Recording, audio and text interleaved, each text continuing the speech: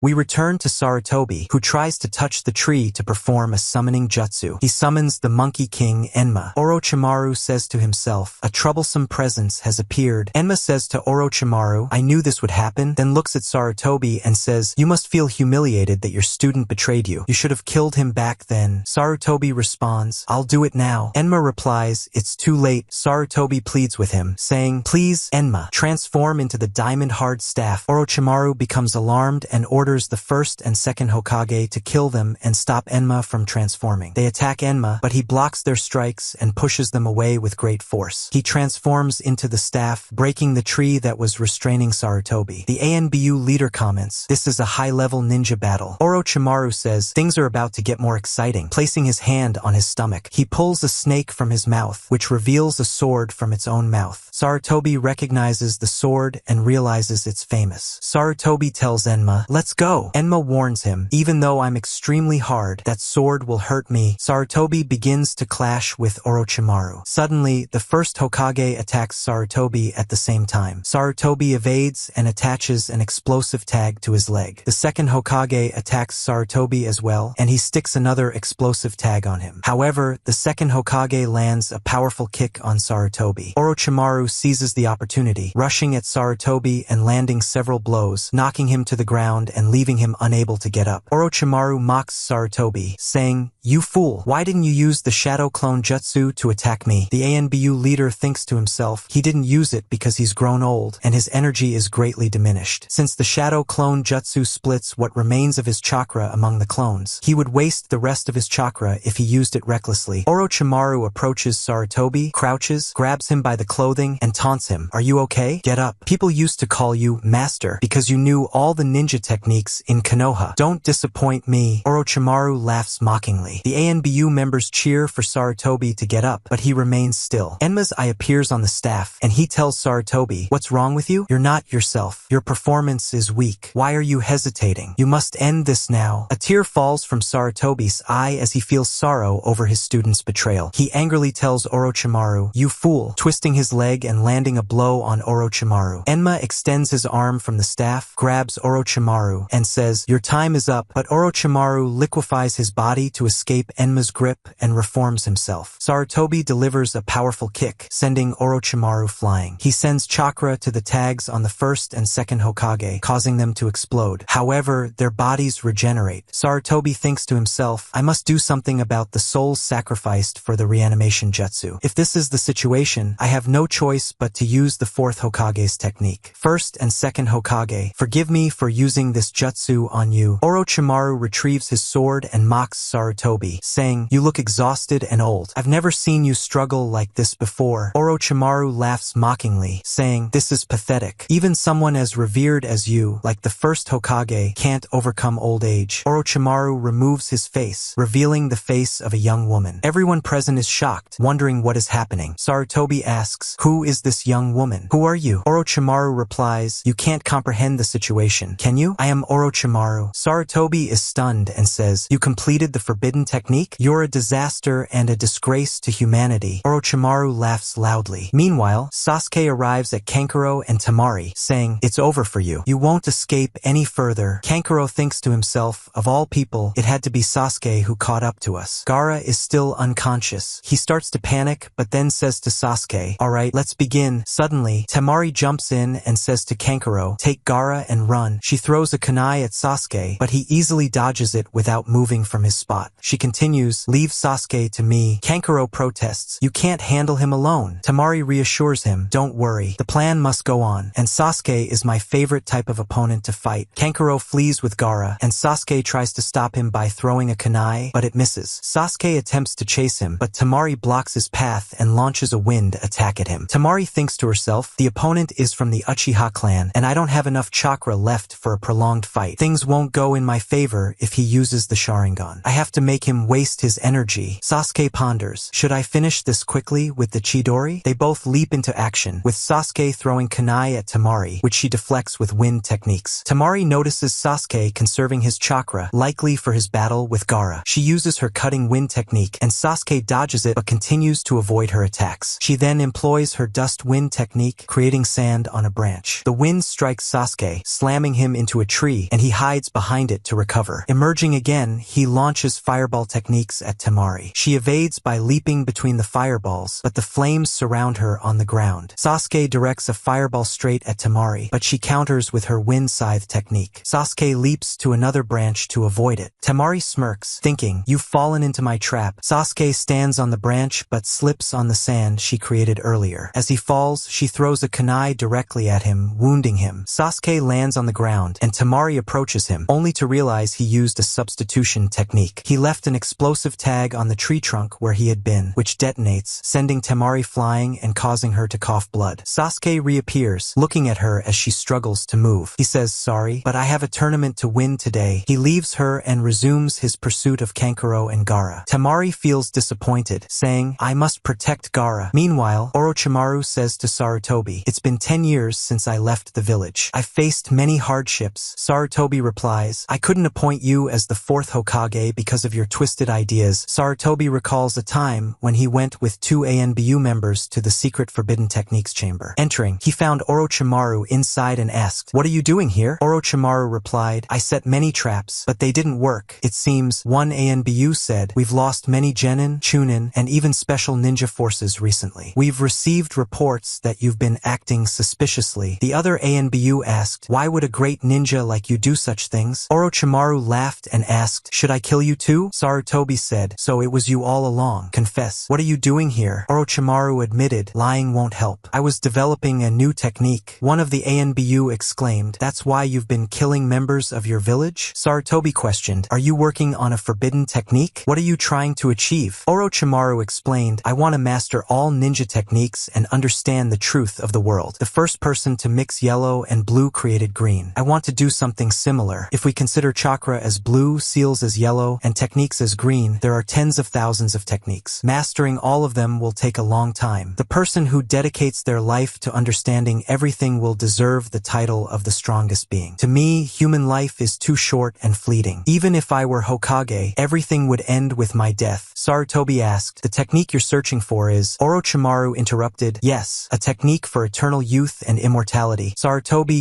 used a summoning technique to call Enma. Orochimaru asked mockingly, "Can you kill your student?" He unleashed a strange technique that shattered all the glass in the area, killing the ANBU members accompanying Sarutobi. Enma urged Sarutobi, "Kill him now. This is your chance," but Sarutobi let Orochimaru escape. In the present, Orochimaru tells Sarutobi, "The immortality technique allows its user's consciousness to remain in the world forever. In other words, I can find a new body periodically and transfer my consciousness into it, taking it over. I disguised myself to make you feel happy when you saw me. Old age has rendered you useless. That's how I feel when I look at you. You will die here, and I will remain young and powerful." Sarutobi realizes, "You want Sasuke's body?" Orochimaru confirms, "Yes, I will go after him." Enraged, Sarutobi asks, "How many bodies have you taken?" Orochimaru replies, "This is my second, and I plan to take Sasuke's body when he matures. You will regret your life and curse your fate the moment you die." He touches his face, revealing his old appearance, and tells Sarutobi, "This is the face you prefer, isn't it?" The first Hokage uses a tree technique, turning the area inside the barrier into a forest. Blood drips onto the trees, but Enma creates a barrier around Sarutobi to protect him. Enma tells Sarutobi, "What's wrong? You're acting strangely." Sarutobi reflects on Orochimaru's past and thinks, "His eyes were always filled with hatred and ambition. I knew it, but I pretended not to. It was wartime, and he was strong and talented. That's why I believed he would inherit my strength. My optimism is the reason for what's happening now. But I will kill him and atone for my mistake." Sarutobi uses the shadow clone technique, summoning the Reaper behind him. He thinks, "This is the technique the 4th Hokage spoke of. Only those who make a pact with this jutsu can see him." Orochimaru declares confidently, "It's too late. I've won, and Konoha is finished." Sarutobi retorts, "Konoha is my home. The Hokage supports the village and protects it. He is the inheritor of his village's will, passing it on to the next. You won't defeat me easily." Suddenly, the second Hokage uses a hypnosis technique, shrouding the area in darkness. Orochimaru mocks Sarutobi, saying, "Everything you've said is a joke. You're just a temporary leader of the organization you call Konoha. Even the carved faces will fade." Orochimaru attacks Sarutobi, who can't see him due to the darkness technique. Sarutobi replies, "Konoha is not just an organization to me." He recalls his childhood training under the first and second Hokage and remembers teaching Jiraiya, Tsunade, and Orochimaru Orochimaru, as well as becoming Hokage. He continues, every year, many ninja are born in the village. They grow, live, fight, and protect the village. Even if they aren't related by blood, they are all precious to me. Orochimaru laughs mockingly and says, I will crush you and destroy your village. Sarutobi responds, even if you kill me, this pillar won't break. No matter how hard you try to destroy the village, there will be a new Hokage who will inherit my will, become the village's pillar, and protect it. Now, I'll show you a technique even you don't know. Orochimaru is surprised that there's a technique he doesn't know about, and he tells Sarutobi, show me what it is. The first Hokage and the second Hokage attack him in the darkness and knock him to the ground. Orochimaru taunts, are you planning to let the former Hokages torture you until you die? But Sarutobi is waiting for the Grim Reaper to prepare. Suddenly, the Grim Reaper raises his hand, revealing a seal, and extends his hand into Sarutobi's chakra-shaped body. Sarutobi feels the impact, coughing blood. It's revealed that the Grim Reaper has grabbed Sarutobi's soul. Sarutobi thinks to himself, now the Grim Reaper is ready. I just need to grab Orochimaru. Sarutobi's shadow clones start running in the darkness. One of them grabs the first Hokage, who strikes back hard but fails to free himself. The second clone grabs the second Hokage. The Grim Reaper extends its hand, reaching into Sarutobi's soul and pulling out the souls of the two Hokages. With this, the darkness technique ends and light returns. Orochimaru is stunned and wonders what is happening. He asks himself why the darkness technique has stopped. The Grim Reaper begins to extract the first and second Hokage's souls. The first Hokage apologizes to Sarutobi, and the second Hokage tells him, we caused you trouble. Sarutobi replies, forgive me for using this technique on you. Their bodies disintegrate into dust, revealing the corpses Orochimaru had sacrificed for the Edo Tensei technique. A seal appears on the stomach of each of Sarutobi's clones. Sarutobi looks at Orochimaru with sadness and says, you sacrificed your followers? He recalls the first Hokage saying, my followers are like parts of my body. They believe in me and I believe in them. That's what a Hokage must do. The second Hokage had added, protect those who love the village and believe in you, and be strong, because tomorrow you'll be Hokage. Sarutobi continues with tears in his eyes, telling Orochimaru, you dared to sacrifice your followers? Orochimaru sneers, mocking, my followers? Stop spouting such nonsense. The two clones disappear, and Sarutobi calls out to Enma. He leaps to attack Orochimaru, who pulls out his sword to defend himself. They clash again. Sarutobi strikes the sword hard, disarming Orochimaru, and lands on a tree branch. Extending his staff, Enma's hand emerges from it. Orochimaru uses a technique, summoning snakes from his hands to grab Sarutobi's staff. Sarutobi quickly jumps at Orochimaru and grabs him, saying, this is the end for you. The Grim Reaper extends its hand into Sarutobi's soul and starts extracting Orochimaru's soul. Orochimaru feels an unfamiliar sensation and attempts a hand sign but fails. He asks, is this the same technique the fourth Hokage used to seal the Nine Tails? Sarutobi ignores the question, saying, I will take your soul, and surely you can see the Grim Reaper now because I've already taken half of your soul. Anyone whose soul is taken by the Grim Reaper doesn't enter heaven, but instead suffers in its realm. The souls collected their fight and clash for eternity. The Grim Reaper holds Orochimaru's soul and begins to sever it. Orochimaru screams in terror, yelling, things won't go as you planned, old fool. He starts manipulating his fingers, trying to control his sword and drive it deeper into Sarutobi. Meanwhile, in the shelter, the children are scared by the sound of destruction above the village. Irika tries to comfort them. Back to Kankuro, he senses someone is following him and deduces that Sasuke has defeated Temari. Sasuke throws shuriken at Kankuro but misses. Sasuke appears in front of him, stopping his escape and telling him, don't run. Kankuro replies, show me what you've got. Then Temari appears, and Kankuro says, I thought he took you down. She answers, he did. I couldn't stop him. Kankuro responds, it's fine. You bought enough time for Gaara to recover his strength and made Sasuke lose some chakra. Sasuke smirks confidently. Meanwhile, the dog notices that Sasuke has stopped and is surrounded by multiple scents. He tells Naruto and Sakura, we're getting close to them. He thinks to himself, there's something with multiple scents ahead. He tells them someone else is pursuing Sasuke. They ask, are they an enemy or an ally? He replies, I don't know, but they're not human, making them very uneasy. Temari tells Kankuro to run again and leave Sasuke to her. This time, Kankuro refuses, saying, no, take Gaara and run. You're in no shape to fight. He then says to Sasuke, it seems I have to fight you. Sasuke retorts, I don't care who I fight. Suddenly, Aburame Shino appears, saying to Kankuro, no, I'm your opponent. Sasuke asks Shino, why are you here? Shino points to Sasuke and explains, before you left the arena, I placed a female insect on you. The female insect has a faint scent that only males of the same species can detect. You go after Gaara. My fight with Kankuro isn't finished since I was originally his opponent, and he withdrew from the match. Sasuke smirks, saying, "You seem confident. Can you beat him?" Shino replies, "There's no need to worry. Give me 10 minutes and I'll catch up to you." Sasuke responds, "By then, I'll have finished my fight too," and walks away. Kankuro laughs mockingly, telling Shino, "You two really don't know anything, do you? It seems neither of you understands the terror in this world." Shino replies, "Then will you show me that terror?" Kankuro answers, "No. If you defeat me and go after them, you'll see it yourself, but only if you can beat me." At the same time, the dog notices what's happening and says to Naruto and Sakura, "Sasuke and the others are getting farther away, and the problem is there's a battle about to start. We'll have to take a longer route to avoid it." But Naruto objects because he wants to reach Sasuke as quickly as possible. Sakura tells him, "We don't know what's happening in that battle, and there's a chance we might get involved. Let's take the longer route." Kankuro begins using his puppet technique, summoning his puppet and controlling it with chakra threads. Shino releases insects from under his clothes, saying to Kankuro, "I'm from the Abridged clan. Even if our enemy is a small insect, we don't underestimate it, and we fight with all our strength." Kankuro responds, "How disgusting." At the same time, Gaara wakes up and tells Temari, "Put me down." He feels a severe headache, and Temari thinks to herself, Kankuro must be holding Sasuke off. "I'll take this chance to treat Gaara, otherwise the plan won't succeed." Suddenly, Gaara yells, "Stay away from me." He becomes furious, striking her hard and knocking her unconscious. He looks ahead and sees Sasuke. Back to Kankuro, he moves his puppet to attack Shino, but Shino dodges and notices that the puppet's weapon is poisoned. Kankuro attacks again, but Shino retreats. Kankuro strikes once more, but Shino evades all the attacks. Shino hides among the trees, and Kankuro chases him with his puppet. Back to Temari, when she sees Sasuke, she panics, thinking he killed Kankuro. But then she reasons, no, he got here quickly. He couldn't have had time to kill him. This means there's another pursuer. Sasuke says, "I don't know what you're planning, but I'll stop you." He looks at Gaara and says, "I'll uncover your truth." Gaara's face starts cracking as he feels a headache, and the cracks spread even further. Temari thinks to herself, is he going to awaken it now? I won't be able to control him. She yells at Gaara, "Stop, did you forget the plan?" But Gaara ignores her and tells Sasuke, "You're strong, from the Uchiha clan, and you have friends and goals. When I kill you, I'll live in this world as the person who erased you. Then I'll feel alive." The cracks on his face deepen. Sasuke remembers training with Kakashi and how Kakashi sensed Gaara watching them. Kakashi told him, "Come out." When Gaara appeared, he asked Sasuke, "Why are you seeking power? What's your goal?" Sasuke responded, "That's none of your business." Gaara replied, "You have the same eyes as me. Eyes seeking power, filled with hatred and the desire to kill." Then he walked away. Suddenly, Gaara screams, collapsing in pain, as his hand starts transforming into a monster's hand.